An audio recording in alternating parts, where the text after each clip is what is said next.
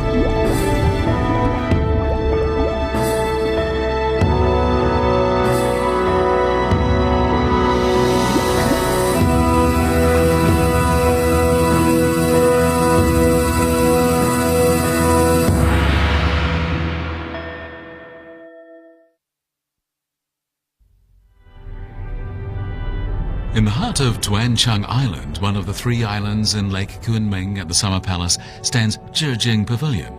The 3 islands, Tuanchang, Nanhu and Zhaojiantang, symbolize the 3 fairy islands that, according to Chinese legend, lay in the East Sea. Zhijing Pavilion has a rather strange and whimsical look.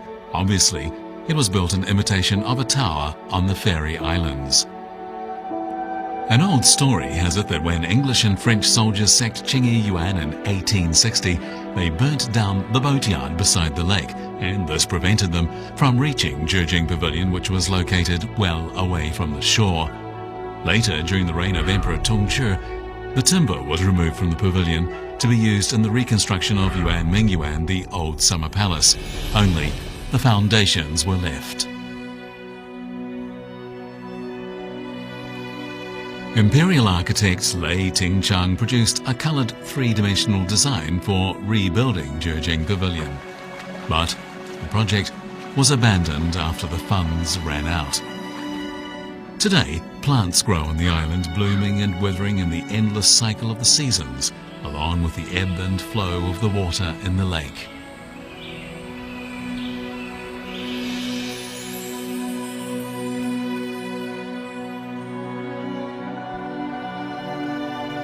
Lei Tingchang believed that his efforts in rebuilding the Summer Palace would re-establish the reputation of his family, but the project would be the last time his family would ever be called on to lend their skills to the building of an imperial garden.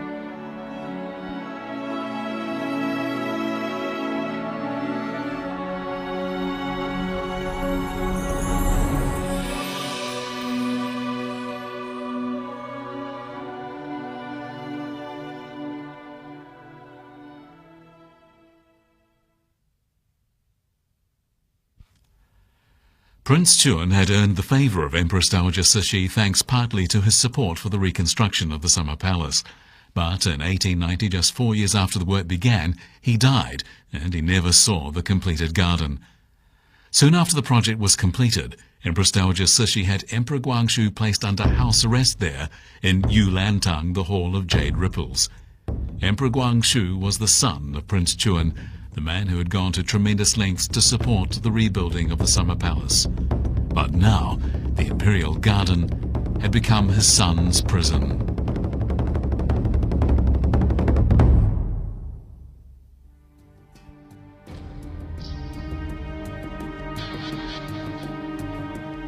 In the same year that Prince Chuan died, the Admiralty Board, which he had headed, was forced by a lack of funds to stop commissioning warships. In July 1894, just as work at the Summer Palace was nearing completion, war broke out with Japan. In an ensuing sea battle, the Chinese warship the Genyuan was sunk. Two others, the Chaoyong and the Yangwei, were gutted by fire after running aground. Other ships were either destroyed or captured. By February 1895, the vaunted Beiyang fleet had been wiped out. Significantly, the marble boat in Lake Kunming had been built using part of the funds allocated for strengthening the navy. In March 1895, a month after the disastrous defeat at sea, the Admiralty Board was disbanded. By the end of the year, the rebuilding of the Summer Palace had been hastily wound up.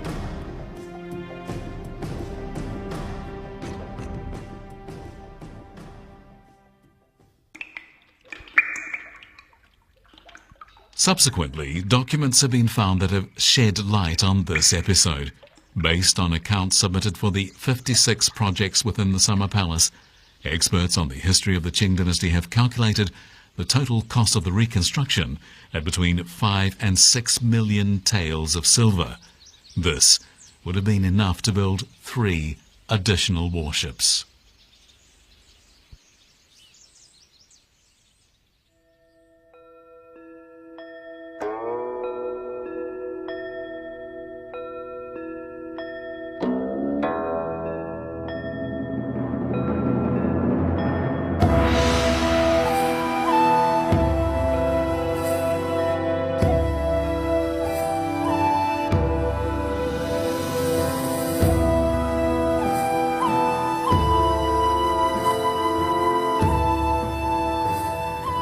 The reconstruction of the Summer Palace lasted for 9 years, from 1886 to 1895, but as the budget was insufficient to cover everything planned, several damaged buildings to the rear of Longevity Hill and in out-of-the-way areas were not restored. Still, the main features of the original Qingyi Yuan, the Garden of Clear Ripples, were preserved. Renshou Hall, the Hall of Benevolence and Longevity, is situated on the eastern side of Longevity Hill. It was here that Empress Dowager Cixi and Emperor Guangxu discussed state affairs with their ministers and received foreign envoys. Other halls, including Leshou Hall and Yulan Hall, also underwent restoration and became the living quarters for the imperial family. They were laid out like the traditional residential compounds commonly seen in northern China. The new Dehe Garden was the area where the imperial family's living quarters were concentrated. Tingli Hall and the area known as Strolling Amid Paintings were among the places on the western side of Longevity Hill that underwent renovation. Work was also done on Nanhu Island in Lake Kunming and the 17-arch bridge, both of which remain from the original Qingyi Yuan. A key part of the renovation project focused on the buildings in the middle of the front side of Longevity Hill. All were rebuilt and a number of new ones were added. Bao Yuan Tower and a Tibetan Buddhist complex had survived the fire of 1860. They remained just as they were at the time of Qingyi Yuan. The biggest change on the front of Longevity Hill was seen in the rebuilt Daobao and Yanshou Temple, renamed by Yuandian the Hall of Dispelling Clouds. It formed, together with its auxiliary structures, the central building complex on the front of Longevity Hill. Bai Yuandian and Forxiang Tower are the most recognizable symbols of the Summer Palace. Landscaping experts generally agree that the greater prominence given to the buildings on the front side of Longevity Hill actually made the layout more harmonious. The overall appearance was even more pleasant than it had been during the time of Qingyi Yuan.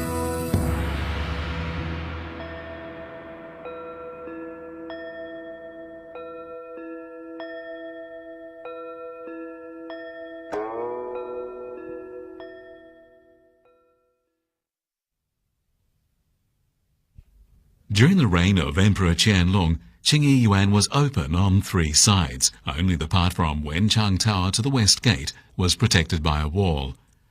The Summer Palace, by contrast, was fully enclosed. Its long wall transformed what had been a park for the imperial family's pleasure into a palace. Empress Dowager Cixi was so loath to leave the garden that it became the political center of the Qing Empire.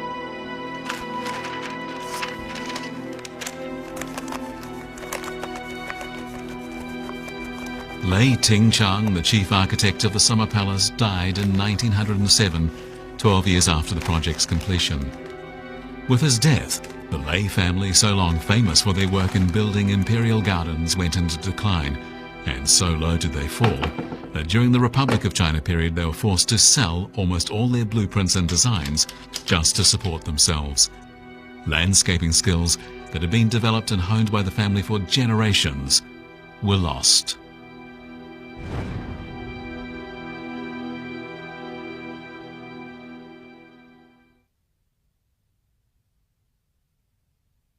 颐和园的建造在1895年完工，它的总设计师呢叫雷廷昌。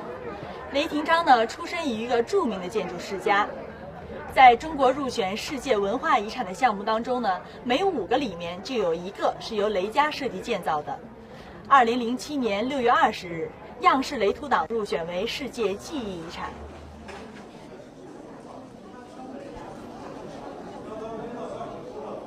The Summer Palace is among the representative works of the Lei family. The last imperial garden built during China's feudal age, it was also the last great work by the Lei family.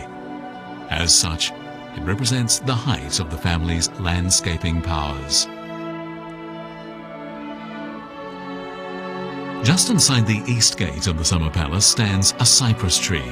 The scars caused by burning more than 100 years ago are still evident. 2/3 of the main trunk is dead, but new branches have grown from a side trunk.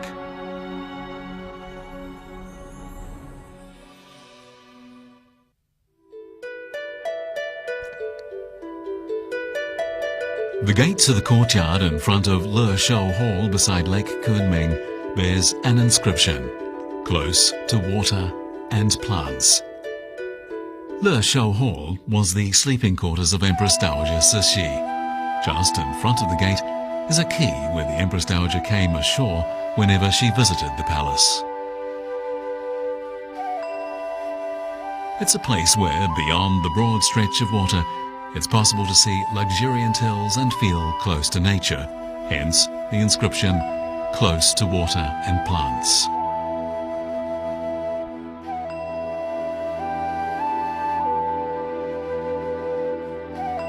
我们现在是在颐和园的知春亭，一会儿我们会沿着昆明湖向北，第一站到水木子厅去参观那儿的电灯电话展览馆。大家看那儿，岸边有根大杆子的地方，慈禧太后住在颐和园的时候，就在那根大杆子上曾经挂着一盏巨大的电灯。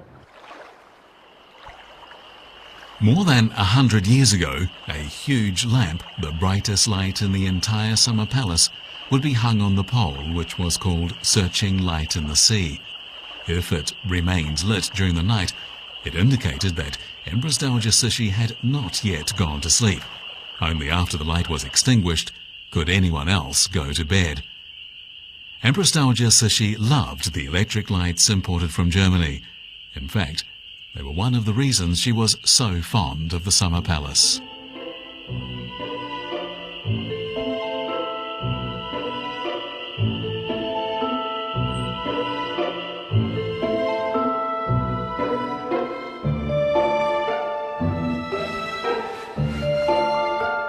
One night, the Summer Palace was ablaze with light. Eunuchs and palace maids were hurrying through the halls and corridors, and flowered canopies and coloured lamps decorated the route all the way from Xihua Gate at the Forbidden City to the East Gate of the Summer Palace. Earlier that evening, several princes, princesses and court ministers had arrived at the Summer Palace. Now they were boarding boats at Jichuan Pavilion, from where they would head to Paiyuandian.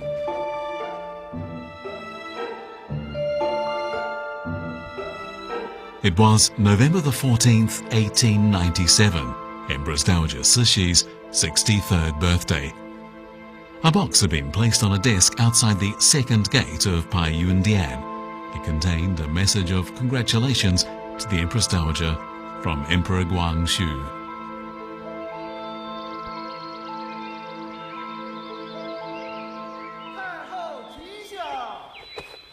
As dawn broke, Empress Dowager Cixi rose from her bed in Le Shou Hall.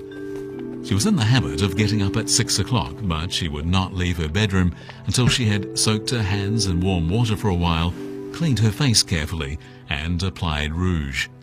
The Empress Dowager was very particular about her appearance. She often made her own rouge concoctions, and she always examined the designs for her clothes before they were made. In that year alone, the imperial tailors in Suzhou made 135 sets of clothes for her.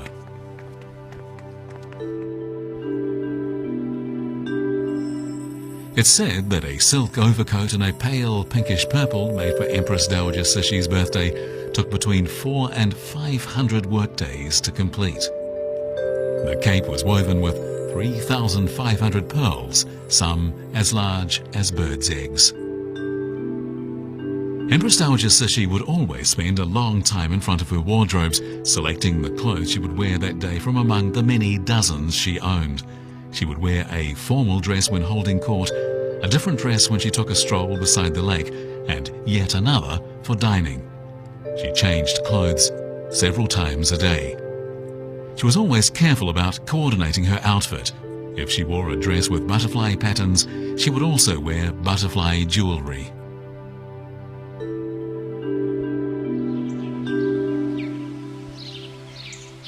The preparations for the Empress Dowager's birthday had begun 6 months earlier. A month before the big day, she would decide who would be invited to the Summer Palace for the occasion. Princes, princesses and court ministers all regarded it as the highest honor to be present, and those who were chosen had to attend a special training course to familiarize themselves with the various protocols associated with the event. The birthday celebrations at the Summer Palace lasted for 8 days. Apart from the formal birthday banquet, there were performances of Peking opera. Although the Empress Dowager enjoyed seeing a crowd having a good time, she was very particular about their behavior. She would not permit any impropriety. Even the Emperor and Empress had to take part in the dress rehearsal for the special birthday events.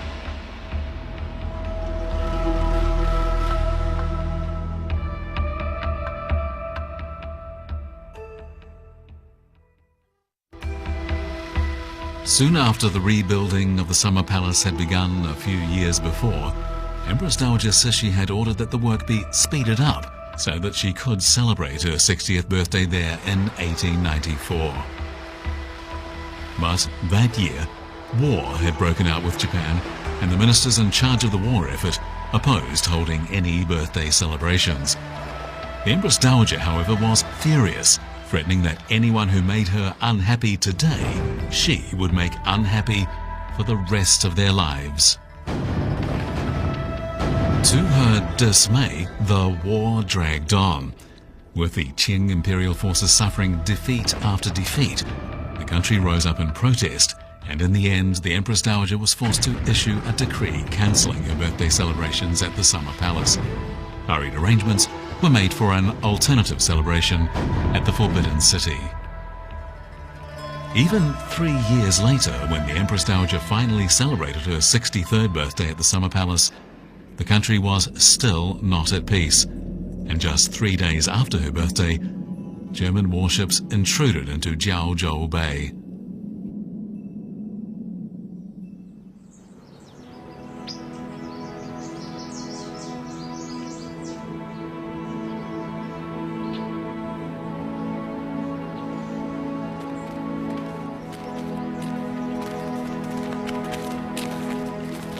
Whenever she went to Paiyuandian, Empress Dowager Cixi always passed through Yaoyue Gate and into the Long Corridor. The Long Corridor had been set on fire by British and French forces in 1860, but it had been meticulously restored, and Empress Dowager Cixi loved to take a stroll along it, admiring the paintings on its beams. There are more than 14,000 of these paintings, all drawn in the Suzhou style. They depict the famous scenic spots around Hangzhou's West Lake, among them early spring on Su Causeway, autumn moon over placid water, and remnants of snow at Broken Bridge. Apart from the landscapes, there are paintings of flowers, birds, and historical figures. As Empress Dowager Cixi was also a great fan of Peking opera, many of the paintings depict episodes from operas.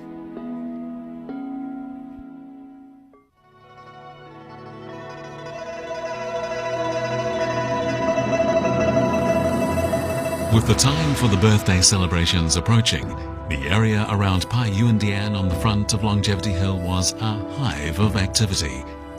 Outside Pai Yuan Gate, court officials of the third rank and below lined both sides of the path. Inside the gate, princes and court officials of the second rank and above stood beside Yuhua and Yunjin halls and the Golden River Bridge.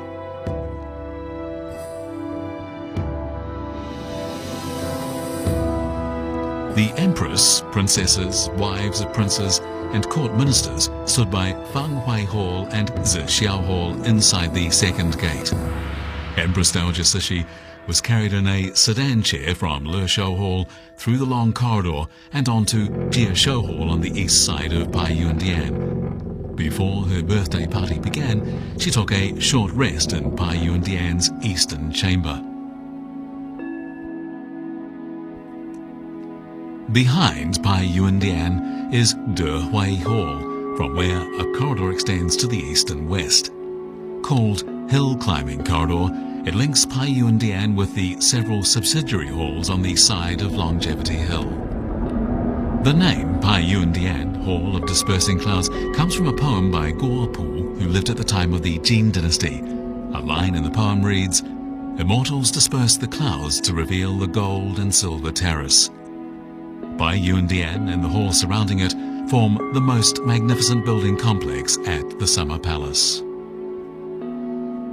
Pai Yuandian and its subsidiary buildings were built specially for Empress Dowager Cixi's birthday. The occasion was the first time Empress Dowager Cixi sat on the throne in Pai Yuandian to receive congratulations on her birthday.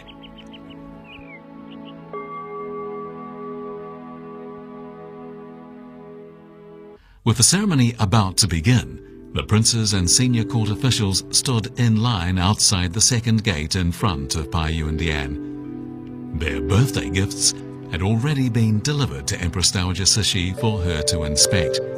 They were all rare treasures gathered from across the country.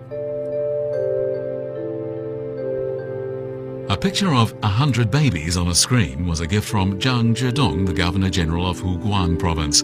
It symbolized the wish for the Empress Dowager to enjoy a long life and the country lasting prosperity. Empress Dowager Cixi was particularly fond of ornamental scepters, and she received many of them on her birthday. Another of the Empress Dowager's loves was exquisite clocks from Europe.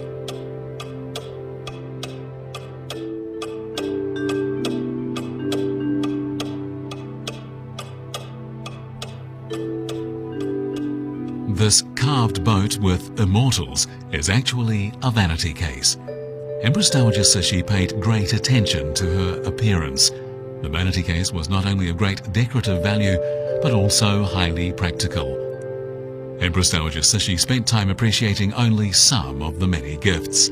The rest she gave away or sent to a storehouse without even glancing at them. Many of them can be seen today in the side chambers of Pai Yuandian.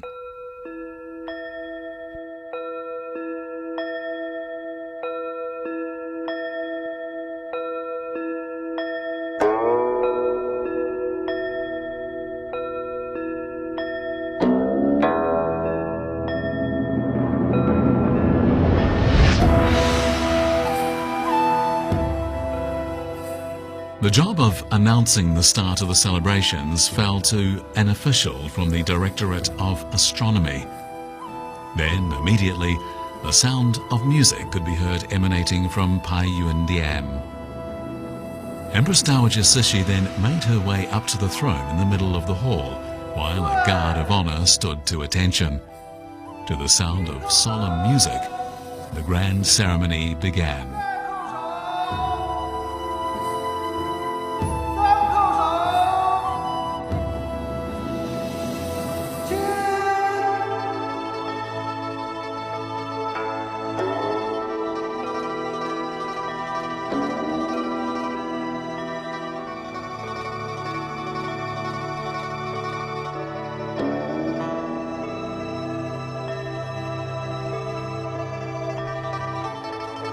From the heights of her throne, Empress Dowager Cixi could look down upon the assembled crowd. In 1897, Empress Dowager Cixi could finally fulfill a dream and celebrate her birthday at the Summer Palace. The following year, Emperor Guangxu launched the ill-fated 100 Days Reform. Cixi, after initially being supportive of the reforms, turned against them. What action did she take against the young emperor? Find out in episode 7 of Untold Stories from the Summer Palace.